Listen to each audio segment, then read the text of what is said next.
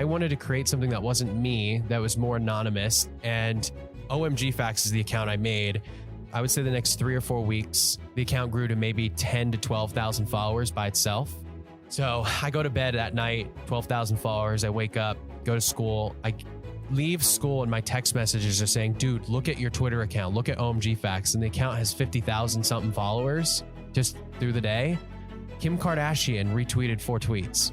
OMG Facts became the top hashtag for multiple months in a row without dropping off the top. So it became something bigger than the account, which ended up growing the account massively.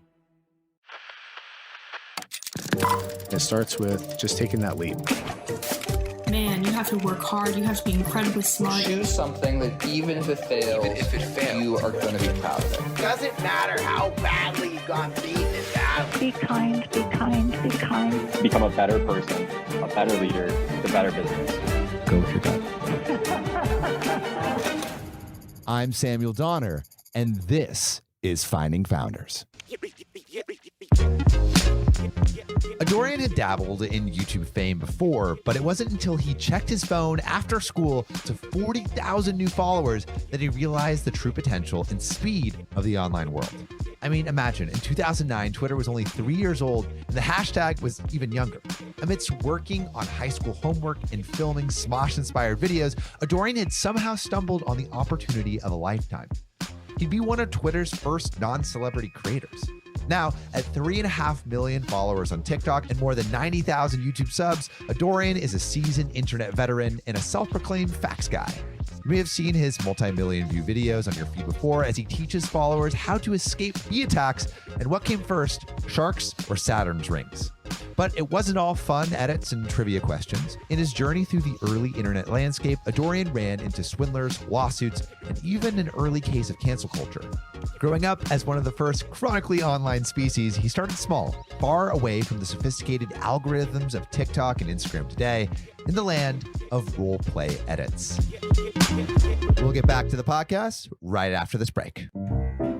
No Straight Path, hosted by Ashley Menzies Babatunde, is brought to you by the HubSpot Podcast Network. Okay, so No Straight Path sheds light on the stories behind the shiny resumes, the social media highlights, and the job titles. It's basically the real stuff. And one of my favorite episodes recently was The Power of Storytelling with Christopher Rivas. And in the episode, he talks about this moment where he realized the character of James Bond is actually based on a Dominican man, and it kind of opened up the world of opportunity in his mind of the power of representation. So if that sounds interesting to you, listen to No Straight Path wherever you get your podcasts. And now, back to the podcast. What was like the first thing that you ever made video-wise or put out to the internet? You know, a lot of people don't know this, but in 2006, I created a YouTube account so that I can upload a Kingdom Hearts music video. I was on a forum for Kingdom Hearts and I was, seeing other people do this. I was like, I want to make my own. That is the reason. When you put it out there, like, what did that feel like? I mean, it felt good. I didn't think it was going to really be seen by anybody on YouTube, and it wasn't. I just put it on the forum, but I quickly found Smosh. They were very, very early on, and I think, the most subscribed person had like 50,000 subscribers at most on YouTube. And I mean, being 13 years old, finding Smosh, these two guys that are, probably 18, 19 at the time, messing around, I started copying them. I just wanted to be them with my friends, and we started making videos. And this is how I really learned, what online world was and how you could actually get views doing it. And so did you get views when you were first putting this stuff out? Nope. No, it took a long time. I probably made 100 or 200 videos with my friends that maybe got 50 views each. Wow. And then all my friends started to get less and less interested, but I was getting more and more interested because I started really building a community of friends. Yeah, what was that community like? It was beautiful for me because I was a very shy kid. I felt like an outcast a lot in my regular school, but when I was online, back in that time, it was not cool to be on social media. It was weird. It was the funny cat videos or, Tay Zonde's Chocolate Rain, like the weird stuff you'd find online. So we all just kind of related in that way. And it gave me a sense of community. And I moved around a lot as a kid. And when I moved away, I must have been 15 years old. I still had all my YouTube friends I'd started making. I was like, this is interesting that I get to keep them and I have to make new friends in school. But now I knew the value of having long-term friendships. All of my longest time friends are from that time. So you were making these skits like 200 videos deep. When did the content that you were making have more measurable impact? I really believe it was when I was starting to collaborate with the friends I was making who also were building audiences. It really brought fresh eyes, because today on social media, you can go viral tomorrow and it's very fast. But back then, really the only way was if someone else had built an audience off of something. A lot less people were, getting lucky in that way. And I don't necessarily believe it's luck, but collaborating, I really think, and it also just helped the content. And it was like, oh, these two people from the internet came together. It was so weird back then. I remember, people getting in person. It was just this mind-blowing thing. Do you remember your first like meaningful collab? I had a collab channel I was a part of that had 4 or 5 of my friends at the time, and we each had a day of the week. So, I was Monday, and then the other person was Tuesday, Wednesday, Thursday. And I think that really helped bring more eyeballs to me. How many subscribers did you have at this point? I probably had 40 or 50,000 subscribers. Wow, wait, yeah. that's a lot. I think I was top 1,100 most subscribed. Wow. So what did that mean? Like in 2009, when you have 40 to 50,000 subscribers, what was your content like? What was your YouTube audience like? And what was your circle of creator friends like? At that time, YouTube was still not mainstream, so I would host YouTube gatherings. Again, being 16 years old doing this, maybe not the best thing, but I was basically saying, hey, I'm going to be in this public place. Anyone come and meet me. And there were adults around and different, support in that way, but it would be, 50, 60, 70 people would all show up. Wow. Sometimes I have another creator or two with me, but that was That's early. huge. Yeah, I was excited. Did it feel like you were on the road to something bigger? I think I did. I felt like since I was a really young age that I was always going towards something. And YouTube, I noticed instantly when I was looking back at Smosh and all of this and all that was happening, because I was having my own experiences, but I was watching the early days. I was a part of the side piece community that was happening at the same time that wasn't getting as much attention, but was definitely a part of this brand new era of, they started realizing money was going to be made. What was the move towards focusing on Twitter? So I liked Twitter as a platform. In 2009, this is when everyone thought Twitter was just, I just ate lunch and that was it. And I just was in my bedroom all the time. I loved the community of YouTube. I loved being on my computer, and I love fun facts. And I wanted to create something that wasn't me, that was more anonymous, that I could put a feed of information out there that people could follow. And so what happened when you were first putting it out? So let's say the account had 2,000 followers. I would say the next 3 or 4 weeks, the account grew to maybe 10 to 12,000 followers by itself. So I go to bed at night, 12,000 followers. I wake up, go to school. I leave school and my text messages are saying, dude, look at your Twitter account. Look at OMG Facts. And the account has 50,000 something followers just through the day. Kim Kardashian retweeted 4 tweets. What? Like, quote retweeted. This was before the retweet function was a thing. And so what did that do to the account? I mean, that was the beginning of it all. I remember that was the time when all of the media was saying, oh, Kim Kardashian and all the Kardashians, they're getting $10,000 to $15,000 a tweet. So this is free advertising. So you were basically you just got like $60,000 worth of free advertising. Yeah. Yeah. And thank you, Kardashians. Also, I used hashtag OMG Facts after every tweet. And what happened that really blew up the account after that was hashtag OMG Facts became the top hashtag for multiple months in a row without dropping off the top 10. Because not only was it representing the Twitter account, but it was like people were like, I like apples or whatever they want to say about themselves. Yeah. And then posting hashtag OMG Facts. It became something bigger than the account, which ended up growing the account massively. Can you tell me about maybe some controversy you ran into with OMG Facts? The one controversy that I think I had on that account was, I think 4 months into having it, the account probably had something 300,000 followers. I tweeted on MLK Day, I tweeted about Martin Luther King that was found to be disrespectful. What was the tweet? I honestly don't fully remember it. Do you have it up? Yeah. Dr. Martin Luther King Jr. spent his last night on earth having sex with 2 women. Yep. Is this true? That exact tweet is not true. It was based off of other allegations that were coming out about him. I do not believe it was the last night of his life. Oh, so there was a night in his life towards that might have happened allegedly, I believe is the true fact. Okay. I mean, there were news media covering it, and they, a couple of them were saying, well, it's true in this. I think you could look on Snopes and find like the exact information that came out. But at that time, I definitely was not completely negligent, but I was 16 and was not really paying attention. I was excited the account was growing. My YouTube audience was pretty decent at that time, but it was still such a small bubble. I had not experienced as a 16-year-old what responsibility I had yet. There was a lot of apps and different things out there I was pulling facts from. I really was not doing my due diligence. I remember that tweet going up, and I went downstairs in my apartment I was living in at the time to go watch a movie, and I came back maybe 2 or 3 hours later, and I looked at my personal replies, and it was people that were like trying to find my address so they could like attack me and all of this stuff because they were so mad that tweeted on there. Yeah. Because I think I had just recently announced that I was running the account too. I think when it hit 100,000 followers, I said, it's me. And I remember all the tweets were saying, oh, that's not exciting. I don't want to know who this is. Did you like take down the tweet at all? Like, were you worried? Yeah, I was extremely worried. I had no ill will for any of that to be a thing. I was really not paying attention. It's obviously something I would never do today. But I mean, like to have people threaten you, that's kind of crazy. It was scary. Like as being a teenager, and I don't really blame them for that. People were just talking on the internet. It's whatever. But I deleted the tweet. I actually deleted the entire account for 6 hours.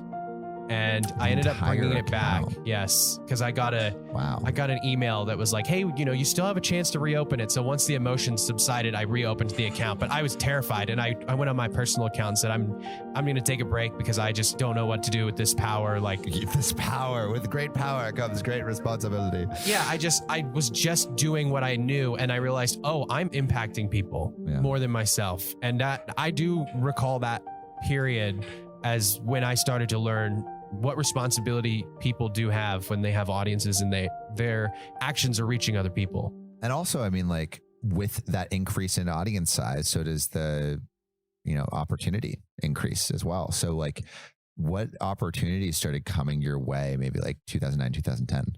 I was having a bunch of people reach out to me wanting to develop a bunch of different things, apps or websites or just kind of different business ideas. And I had one name come into my email box that I recognized. His name was Emerson Sparts. I knew him somewhat well, but a lot of the friends I'd made on YouTube knew him very well because he was very famous in the Harry Potter sector.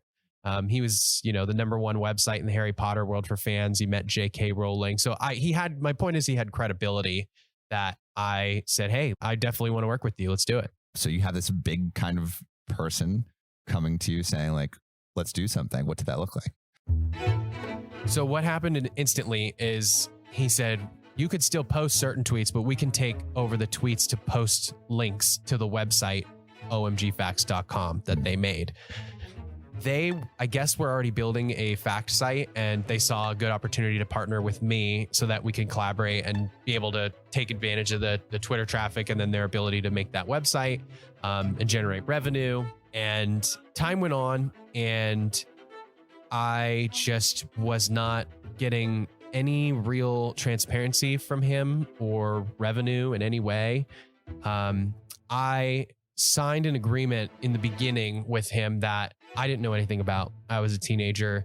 I had my mom sign it as well. She knows nothing about social media. I'm just like, Mom, I have this cool opportunity to make money. Can you sign this?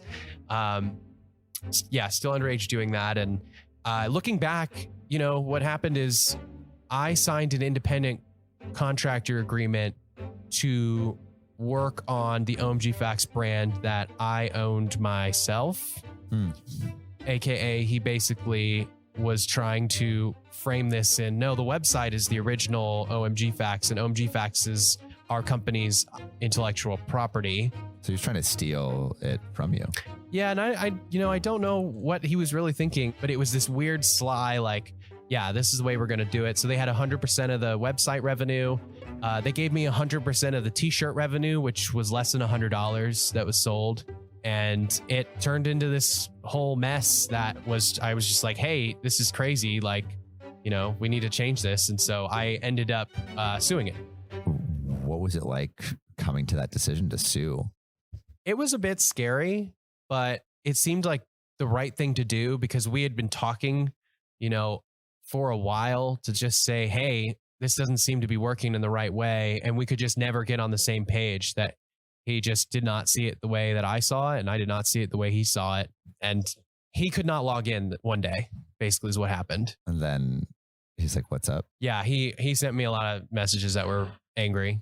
And so I took control over the account again. And we went back and forth for about 6 months. And then we ended up settling. We'll get back to the podcast right after this break. Let's face it, no one really likes spreadsheets. And sometimes you can just get super bogged down in the numbers. They feel like they're closing in, falling on you. You can't make sense of them. You don't know what to do with them. But there is a solution. It's the HubSpot CRM. It gives you real-time data, right? Like, bam, it's right there in front of your face. And as also your teams can bring back the 90s by staying in sync across the customer journey. But don't take my word for it. 150,000 companies already use the HubSpot CRM to run their businesses better. Plus, HubSpot's user-friendly interface sets you up for success from day one. So you can spend less time managing software and getting bogged down by numbers trying to kill you from beyond the grave, and spend more time on what matters, your customers, and maybe family and friends. You're just going to have so much time because HubSpot saves you time and money. So there's no better time to get organized. Get started for free at HubSpot.com today. And now back to the podcast. As all this suing stuff is going on, I feel like there's also some personal stuff that's happening in the background as well. Yes. So my father passed away on April 11th, 2011. And then I sued Emerson 2 weeks later. So he was helping me with the process, finding lawyers and everything. I was also graduating high school a month later too. There was a lot going on in life at that time. What happened with your dad? We believe he just had a heart attack. He was not very healthy. He was 61 and just passed away one day. I found him at his house. It was something that I wasn't expecting. I, walk in and just, he's just in his bed, face down. Yeah, I had to call 911 and the ambulance came and they just instantly told me your father has passed away. And so I had to call my mom, my sister, all these people and tell them all. How did that change your life? I instantly became the head of household, emotionally, pretty much financially. Truthfully, I think that experience gave me more closure to that experience than the rest of my family. I think if I was in a position where it was, hey, he's gone and you don't see him and that's it, versus the experience I went through where I oh, it's final.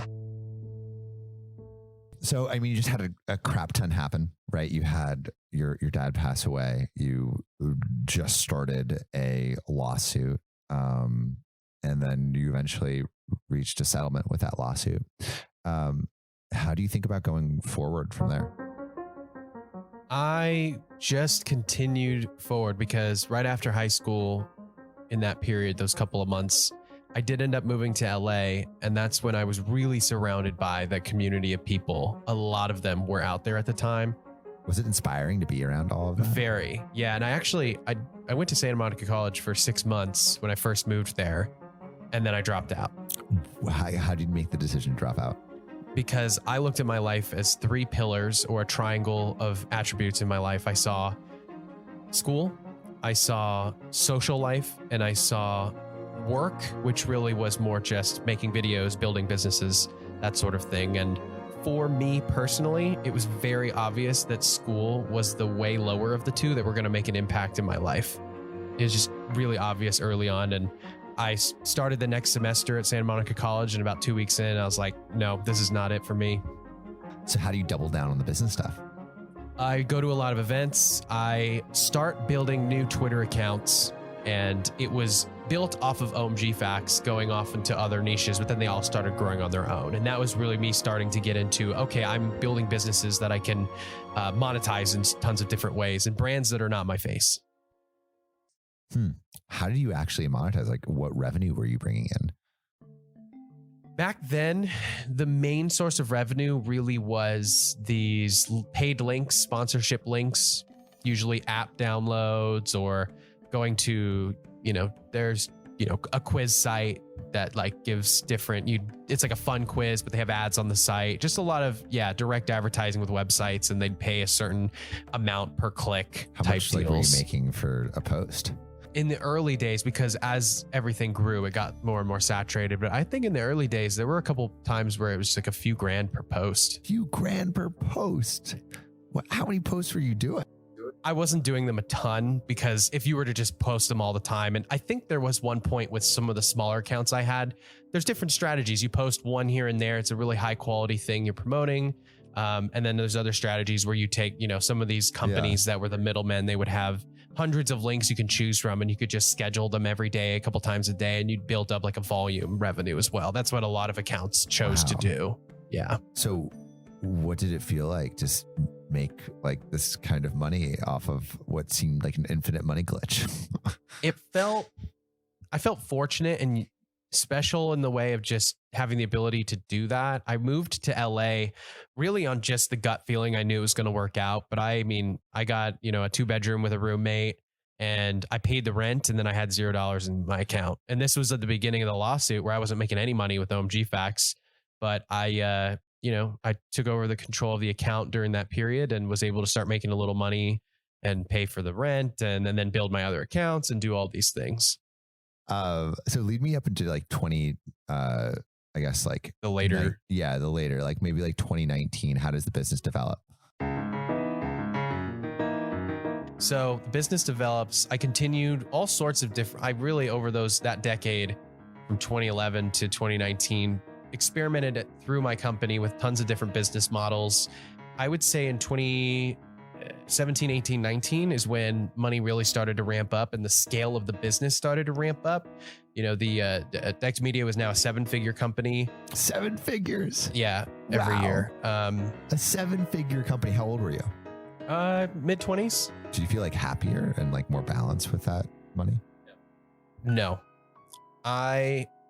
In ways I was. There was definitely ways where I felt more satisfied because I felt I was growing as a business person, which is a true thing, that I was learning a lot. I was growing as a regular person outside of business. But what I was doing was I was stressing myself a lot. When things got bigger and I had more responsibility, it was more stressful. I remember going to the doctor and I was healthy in every way, but then he was like, "How's your stress?" And I was like I kind of looked at him funny. I'm like, "I'm stressed all the time, every day, but this is normal." I think it kind of comes from my dad passing away and having responsibility as well, that I kind of thrive with that. Tell me what is going on in your business around the time of COVID. Yeah. So ultimately with COVID, I definitely had a lot of expenses that I'd built up with scaling the business, and the income stopped because everything in the world shut down, meaning advertising shut down, which is a major part of my business in a lot of realms. And I think income dropped to like 10% of what it was. And I got my, girlfriend at the time, and we just moved to Florida where her family was, because we already were starting to think about leaving Los Angeles just in our own personal lives. But it was a really quick, let's reset our life. Like, this was not expected, but at the same time, it is our fault, or my fault, because I was not preparing properly for something like this to happen. And I think in my age group, I think it's pretty common, because in 2008, I was 15. So I did not understand, we had good economy through my whole adult business life. So it's just, hey, things are good. Things are always going to be good. And not properly preparing, like back in 2011, starting to invest in a 401k, instead being like, oh, well, I have the money. Like, I'll have more. Like, I'm not going crazy on credit cards. I'll just spend it. But not realizing the opportunity cost of the future, I think, is what set me up for that. So we moved back, and we actually lived with her mom for a little bit, and which actually was really awesome. I'd actually say one of the best decisions we made, just personally, business-wise, in all ways. Was that a hard decision? Because you build up your image as someone who's successful, and as good as it might be to spend time with family, it's also could feel a little bit like a defeat or like a regression. Everyone thought I was going to be successful. I was successful so young, and now it's like I'm back to square one. Yep. It was conflicting, because I still, in the same way I said I was growing as a business person and growing as a person, I did have a lot of success, but then it was just it was clouded by all this, and I had to come to terms with a lot of the reality that was set up in that way. It was conflicting. It was difficult to mind shift in the way of how I was thinking about going about things, but it was such a great lesson, going back to the lesson of responsibility back when I was a teenager, but now even in a greater way, and being able to do things the right way. So how did you start going towards the right way? So I fully dedicated my life to fixing my financial situation. That moving to Florida was part one, so that we could not live in these expensive apartments we were choosing to live in, and be able to just focus on get rid of that stress that I was telling my doctor about. Get rid of that anxiety of, oh, I got to do this because I have this obligation to this thing, or, get rid of all that and be able to tap into my creativity that I know I have to be able to just go back and do the things the right way. And things started going really well. I made a lot of good decisions and was able to just, with so much time and dedication mentally to developing, I just started doing things, not even looking for the desperation of I need to get the money and do this, just starting to tap into the things I know that could bring value to the world in some way. And I created a TikTok account kind of as a side project to the other stuff I was trying to do. And I tapped back into what I loved about OMG Facts and why I created it in the first place. Just really interesting information in a really easily consumable way for people. And I just started making videos as a fun test. And that was really a big beginning to come back to the roots of what I was really successful for before. What was the initial response from starting this TikTok account? So I created the TikTok account, and the first couple of videos instantly started doing really well. And I ended up getting 1 million followers in the first 45 days. 45 days. That's insane. Did it feel insane? It was insane. I remember, I think I got my first video, got maybe 10,000 views, and it instantly, to me, I was sitting probably at 300 followers. I told my fiance, this was June of 2021. I said, I'm going to have 1 million followers by Christmas. And she looked at me, not in complete shock, because she knows, like, I just always say stuff like that. And I kind of sometimes will, because I go out there and I'm like, I'm going to stress myself out and do this. But she said, that's crazy. But I just saw, oh, this will work. Like, I knew this was going to work. I just did not realize it was going to work that fast. I remember having a few thousand followers and thinking, this is so fun and exciting and just cool. It reminds me of growing OMG Facts in the past and the natural excitement and enjoyment I get out of it, and just making the content and doing that. But now I get to do it from a more creative sense, because I'm not just going out and posting these tweets and not really caring about it. I've learned a lot. I was able to talk about things that were true and talk about things I was interested in and create it in my own format and put my personality behind it. What advice do you think you would give to yourself or to other creators where maybe they're just starting out? What advice would you give? The advice I would really give to myself or any creator that wants to just get started, or anybody who wants to do anything, it really is a mix of two things. One, going out and trying everything. And then the other part of it is knowing when to shift and try and learn. Because there was, out of 16 years, I could tell you there were definitely a lot of years where I just was trying the same thing for a long period of time and never changing. And that aspect of it, I just thought, well, if I just keep going, it's going to work. But you're just hitting a brick wall doing something that's not relatable or going to work with other people. You have to be able to experiment and shift, but putting in the reps, no matter how bad you think something's going to be, if you're going to do it. Like, we all fear, like, oh, it's going to be bad, then I'm not good enough to do the thing I truly want to do in my life. That goes away if you just get out there and start being bad, because then you start seeing how to be better while paying attention to what other people are doing that are similar to what you want to do. That gives you shortcuts to know, oh, this is how you do it the right way. And then you start to do it off on your own thing. My TikTok account is my own system, but it is inspired by other people who are doing stuff on TikTok, or inspired by other YouTubers years before that. I've taken a lot from a lot of different people. I think anyone that's on the internet today can give you 5 different names that they're like, well, I watched them religiously and I learned from them and I loved what they did and I connected with it and I wanted to move forward with it in my own personality, authenticity, my creativity to the world, and provide that value. But ultimately it is all about providing value. And I think I started to lose that a little bit, even though I was growing the business of providing value in one way. being able to sustain it was important. Thank you so much for listening. If you haven't already, make sure to subscribe, rate the podcast 5 stars, and share with a friend. If you have any questions or comments, DM us at Finding Founders Podcast on Instagram, LinkedIn, or Facebook.